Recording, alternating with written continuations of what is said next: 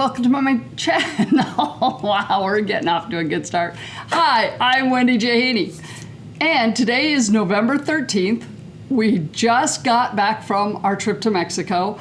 As you can see, got a little sun, feels good.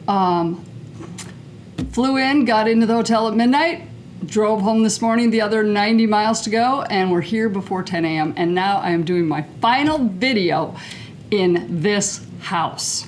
Yep, this is the last one. I went to get organized and went, oh no, where's all the scraps that I planned on using for this? Oh, they're in a box. Yep. So we've got a push this week. Packers are coming Friday. Movers are coming to load on Sunday. So I got to get this video done, and then after my vacation, I feel like I have my step back. I've got the energy to get this done. So I'm super excited. Here we go. What I'm going to show you today is something that I picked up at my quilt retreat at the end of October. This has to do with doing your angled seams for your binding. And I've always done it a certain way, but somebody taught me a better and quicker way at quilt retreat. So this is gonna be a super quick video. So here's the deal. If you've watched my videos enough, and some of my other videos on binding, the way I've taught you to do your binding, your angled seam, was to right side up. Oh, I picked a good fabric. Can't hardly tell right side up from right side down. The other one goes right side down on top of it, perpendicular to it. I think I've got that right. Perpendicular? Yeah. Anyway, so that's what you do, and then you get out your ruler and you get your angle, you mark it with a line, you sew on that line, and then you have to come back and you cut.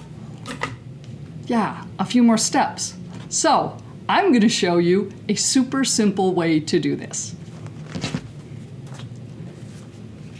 So here's the deal. You get your strips cut the size you need. You put them both right side down.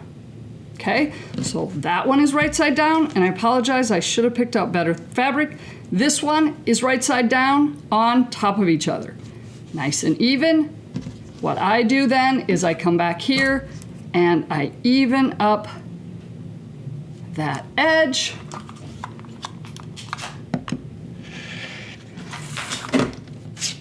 There we go.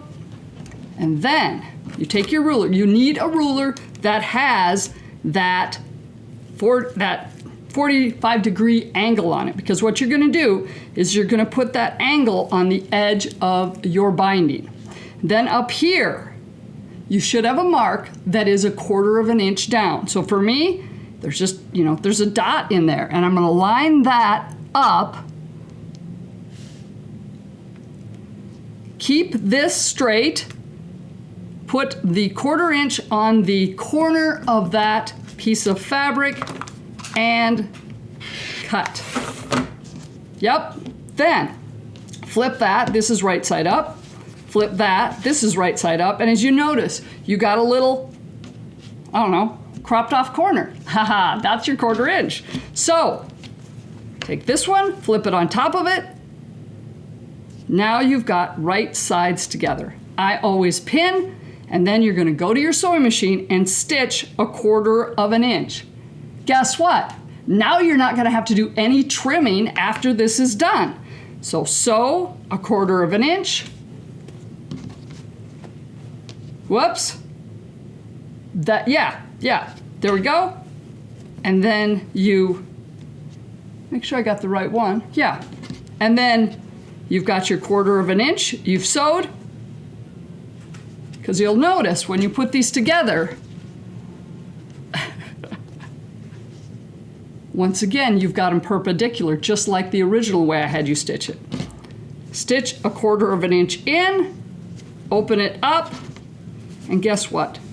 You've got your angled seam. It's perfect. Now you don't have to come and do that extra step of trimming. So you didn't have to mark anything, and you didn't have to trim anything after the fact.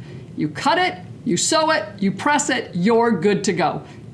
This is my new way doing vertical angled seams on my binding, or if you happen to do one on a border. So there you go. Thank you so much for watching and take care.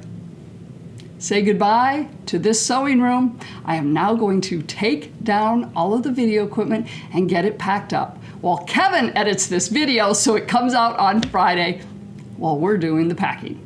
Take care. Thanks for watching. Thank you so much for watching. I very much appreciate it. If you want to make sure you don't miss a single video I published, hit the subscribe button below and then hit the bell icon. And that way you will be notified whenever I publish a new video. But you can also find me over on Facebook, facebook.com/Wendy, the initial J, Haney. Or I have a Facebook group for those of you that love quilting, needlework, books, wine, and wellness.